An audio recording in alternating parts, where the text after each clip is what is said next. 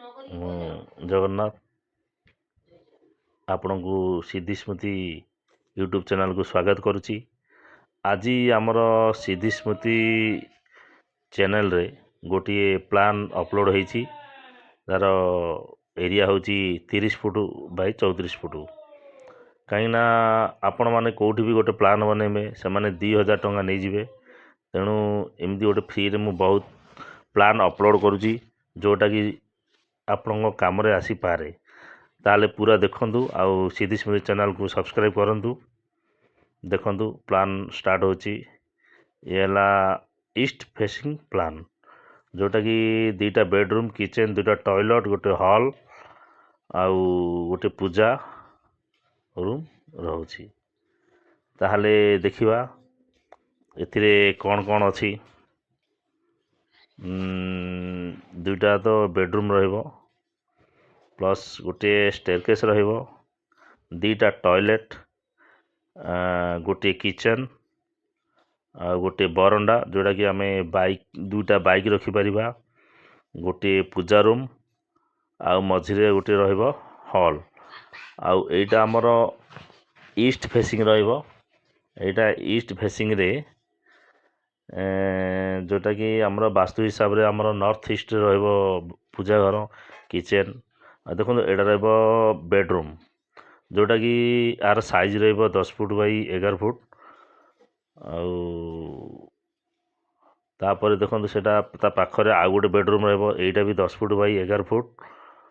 କାହିଁକିନା 2ଟା ବେଡ଼ରୁମ୍ ଗୋଟିଏ ଘରେ ନିହାତି ଆବଶ୍ୟକ।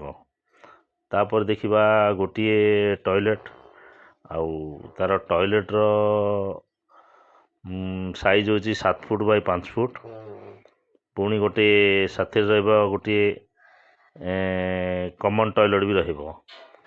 ଆମେ 2ଟା ଟଏଲେଟ୍ ମାନେ ଲଗେଇକି ରଖିଛୁ।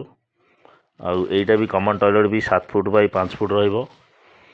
ଆଉ ଏଇଟାକୁ ଆମେ ସ୍ମଲ୍ ଘର ମାନେ ସ୍ମଲ୍ ମଧ୍ୟ କହିପାରିବା କମ୍ ବଜେଟ୍ରେ। ତାପରେ ଯିବା ଆମେ ଦେଖିବା କିଚେନ୍। ଇଏ 13 ଫୁଟ ବାଇ 10 ଫୁଟ ରହିବ, କାହିଁକିନା ସେଠି ଫ୍ରିଜ୍ ସେଲ୍ଫ କରିବା ସମୟରେ ବହୁତ ଅଭାବ ହୁଏ ସମୟ। ସେଥିପାଇଁ ଆମେ କିଚେନ୍ଟି ଟିକେ ବଡ଼ ସାଇଜ୍ ରଖିଛନ୍ତି। ଆର ସାଇଜ୍ ହେଉଛି 13 ଫୁଟ ବାଇ 10 ଫୁଟ। ସେଥିରେ ଆରାମସେ ଆମେ ଚଳିପାରିବା। ଆଉ ରହିଲା ବରଣ୍ଡା, ଯେଉଁଟାକି 2ଟା ବାଇକ୍, ସେଠି 2ଟା ବାଇକ୍ ଆରାମସେ ପାର୍କିଂ ହେଇପାରିବ।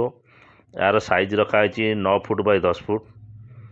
ଆଉ ବରଣ୍ଡାରେ ବାଇକ୍ ରଖିବା ସହ ସବୁ କାମ ମଧ୍ୟ କିଛି ହେଇପାରୁଛି। ଆଉ ରହିଲା ପୂଜା ରୁମ୍। ପୂଜା ରୁମ୍ ରଖିବା ଆମେ 5 foot Bai 10 foot. 5 foot Bai 10 foot ରଖିଲେ ଆମେ ସେଇଠି ପୂଜା ଘରେ ଆରାମରେ କରିପାରିବା। ଏଇଟା ଆମର ହେଉଛି ନର୍ଥ ଆଉ ଇଷ୍ଟର କୋଣ, ଯେଉଁଟାକି ଐଶାନ୍ୟ କୋଣ କୁହାହେଉଛି। ସେଇଟା ଆମର ପୂଜା ରୁମ୍ ଦିଆଯାଇଛି। ଆଉ ଦେଖନ୍ତୁ ଏଇଟା ହେଲା ହଲ୍। ହଲ୍ଟା ସବୁଠୁ ବଡ଼ ରହୁଛି, 20 foot Bai 10 foot. 20 foot Bai 10 ଫୁଟର ହଲ୍ ରହିବ, କାହିଁକିନା ସେଠି ସୋଫା ପକାଇବାକୁ ପଡ଼ିବ, ସେଇଟା ବଡ଼ ରହିବ।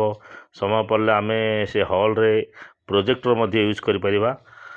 ଆଉ ଇଏ ହେଲା ଷ୍ଟେୟାରକେସ୍। ଷ୍ଟେୟାରକେସ୍ର ସାଇଜ୍ ହେଉଛି ଆମର 11 ଫୁଟ ବାଇ 7 ଫୁଟ, ଯେଉଁଟାକି